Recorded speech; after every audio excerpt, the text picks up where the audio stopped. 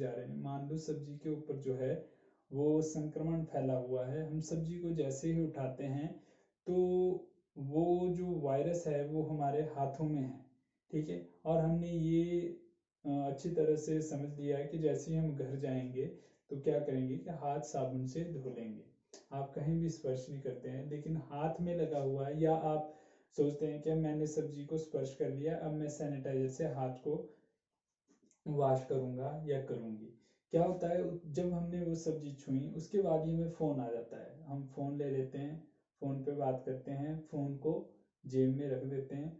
हाथ में वो वायरस था, वो फ़ोन में जा चुका है, परंतु हम इस बात से अनभिज्ञ रहते हैं, हाथ को सैनिटाइजर करते हैं, साफ करते हैं, लेकिन फ़ोन को साफ नहीं करते हैं। उसके बाद हम निश्चिंत हो जाते हैं कि मैंने हाथ साफ कर दिया, बेशक मैंने सब्जी या कोई वस्तु छुई थी, स्पर्श किया था। उसके बाद क्या करते हैं, फिर से फ़ोन आता है, आप लेते हैं, सुनते हैं, रख देते हैं, लेकिन आपको ध्यान नहीं रहता कि फ़ोन में भी वो वायरस चला गया है। और हम क्या करते हैं, हाथ को बगैर धोए ही कोई खाने की वस्तु ले लेते हैं और वो वायरस जो है हमारे अंदर जा सकता है। ये मैंने अपना विचार रखा कि हमें ये भी ध्यान रखना चाहिए कि बाहर की वस्तु के अलावा हमें अपने फ़ोन को जब हमने निकालना है फिर भी ध्यान रखना चाहिए या सुनना है कि कहीं हमने बाहर की जो वस्तु छुई स्पर्श की है उसके द्वारा यहाँ इस फ़ोन में तो वो वायरस नहीं जा रहा है। तो ये जानकारी देनी थी। इसके आगे हम आज का अध्ययन जो है शुरू करते हैं। आपको पता है किसी भी भाषा को सीखने से, किसी भी भाषा को हम तभी बोल सकते हैं कि इस भाषा को हमने सीख लिया है, जब हमें वो लिखनी, पढ़नी और बोलनी आए। अगर हम किसी भाषा को केवल लिखना जानते हैं, उसको बोलना नहीं जानते हैं, या बोलना और लिखना जानते हैं, उसको पढ़ना नहीं जानते हैं, तो वो उस भाषा के बारे में हमारी जो है कम जानकारी होगी, कि हम अच्छी तरह से नहीं जान सकते। तो संस्कृत के विषय में अधिकतर ऐसा ही होता है कि हम उसको पढ़ना जान लेते हैं, लिखना जान लेते हैं, परंतु उसको बोलना नहीं जान पाते। और इसका एक कारण ये है कि हमें बोलना कैसे है। एक तो अभ्यास चाहिए उसके लिए, कि जितना आप अभ्यास करेंगे किसी भाषा का, वो आपको उतनी ही ज़्यादा बोलनी आ जाती है। और जैसे कि आपको पता है कि ऑनलाइन जो है लिंक भेजे जा रहे हैं आपको, और उन लिंक पे जो है वो संस्कृत माध्यम से ही संस्कृत पढ़ाई गई है। तो इसी समस्या के निवारण के लिए मैं आपको संस्कृत व्यवहार में कैसे ला सकते हैं, कुछ मुख्य विशेष शब्द है उनको जानना जो है हमारे लिए बहुत ज़्यादा महत्वपूर्ण है। तो इसी की चर्चा जो है हम आज की कक्षा से निरंतर प्रतिदिन जो है करेंगे।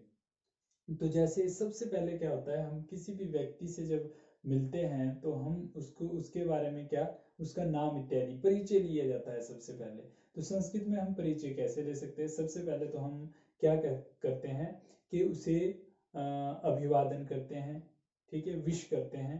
तो जैसे कि आपको पता है कि इंग्लिश में हम सुबह कहते हैं गुड मॉर्निंग, सुबह के समय क्या बोलते हैं इंग्लिश में, गुड मॉर्निंग। तो संस्कृत में अगर हमने संस्कृत में विश करना है तो हम सुबह के समय बोलेंगे सुप्रभातम, सुप्रभातम। उसी प्रकार यदि हमने दिन के समय अगर किसी को विश करना है तो हम बोलेंगे शुभ दिनम, शुभ दिनम। जैसे कि हम गुड आफ्टरनून इंग्लिश में बोलते हैं। उसके पश्चात यदि सायंकाल के समय हमने किसी को विश करना है तो हम बोलेंगे शुभ सायं, शुभ सायं, या सुसायं भी आप बोल सकते हैं। उसी प्रकार रात्रि को यदि किसी को विश करना है तो हम बोलेंगे शुभ रात्रि, शुभ रात्रि। तो ये तो बात आ गई सबसे पहले विश करने की। जैसे हाथ मिलाना, तो आज के समय में तो मना ही कर दिया है कि हाथ तो किसी से मिलाना ही नहीं। वैसे हमारी संस्कृति में हाथ मिलाना अच्छा नहीं माना जाता। ये पाश्चात्य संस्कृति से जो है हमारी संस्कृति में मिला है, जो हम हाथ मिला के, हमारी संस्कृति में शुरू से ही है चरण वंदना करो या हाथ नमस्ते करो।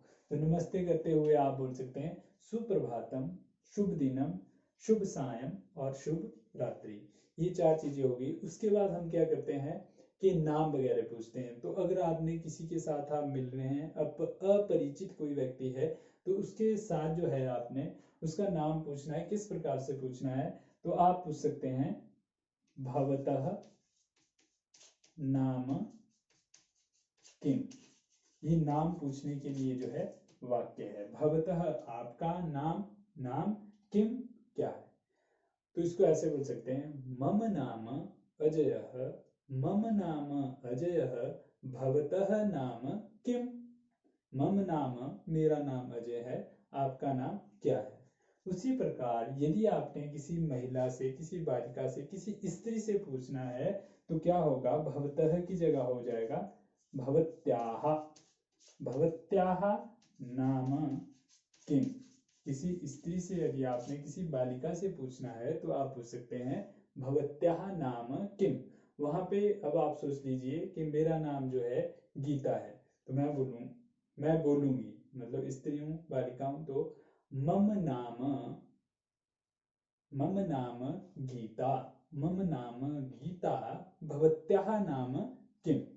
तो ये आपको बता दिया कि जब हमने परिचय लेना है। अब परिचय के बाद क्या होता है, परिचय के बाद यदि हमें आवश्यकता पड़ती है तो हमें पड़ती है सर्वनाम शब्दों की।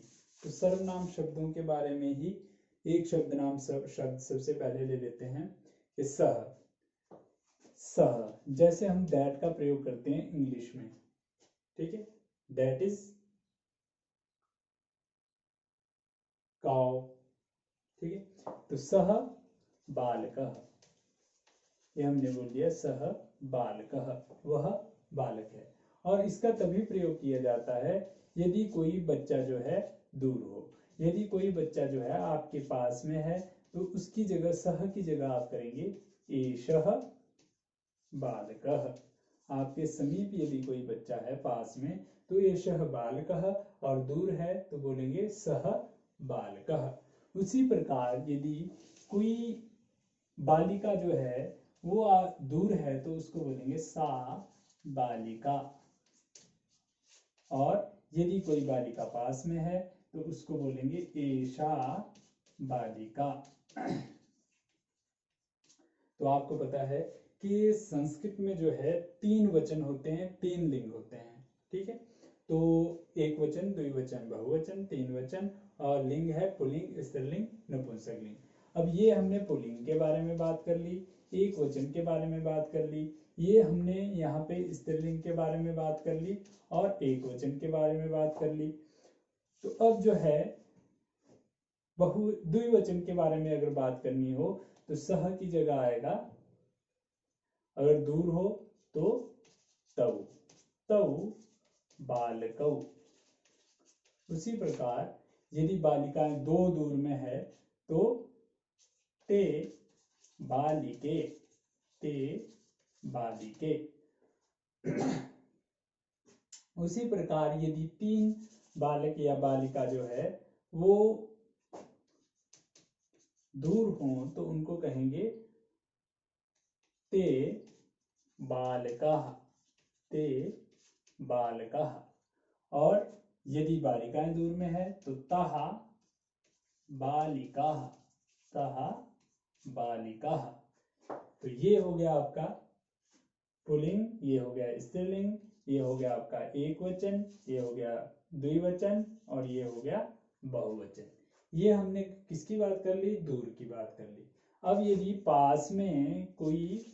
पास में आपके बालक और बालिका, पुल्लिंग और स्त्रीलिंग की बात हो रही है तो एषः बालकः समीप के लिए, एषा बालिका पास में कोई लड़की हो। उसी प्रकार यदि 2 बालक नजदीक में है तो हम बोलेंगे एतौ बालकौ, एतौ बालकौ। उसी प्रकार 2 लड़कियां अगर पास में है तो बोलेंगे एते बालिके, एते बालिके। उसी प्रकार एक वचन, द्विवचन, और 3 या 3 से अधिक यदि बालक समीप में है तो उनको कहेंगे हम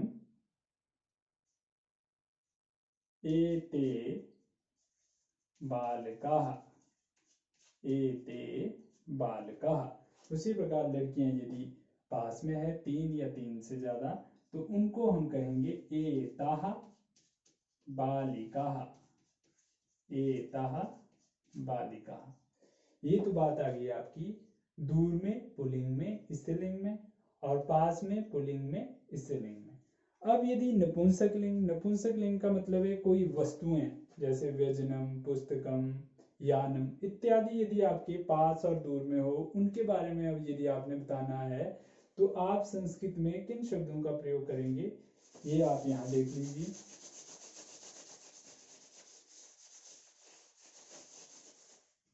तो नपुंसक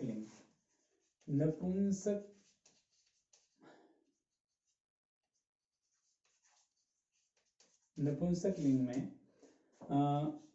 एक वचन, द्विवचन और बहुवचन की बात करेंगे। यहाँ पे हम बात करेंगे दूर की और यहाँ पे बात करेंगे पास की। तो अगर दूर में हो तो हम कहेंगे तत् फलम। जैसे फल कहीं दूर में लगा हुआ है, आप उसकी ओर इशारा करते हैं, किसी बच्चे को या किसी व्यक्ति को बताते हैं कि वो फल है, तो तत् फलम। यदि दो फल हो तो ते फले, और इसी प्रकार यदि बहुत से फल हो तो तानी फलानी। इसी प्रकार यदि पास में कोई चीज हो, जैसे पास में पुस्तक है, तो एक वचन में हम बोलेंगे एतत् पुस्तकम, एतत् पुस्तकम। उसी प्रकार एते पुस्तके, एते पुस्तके।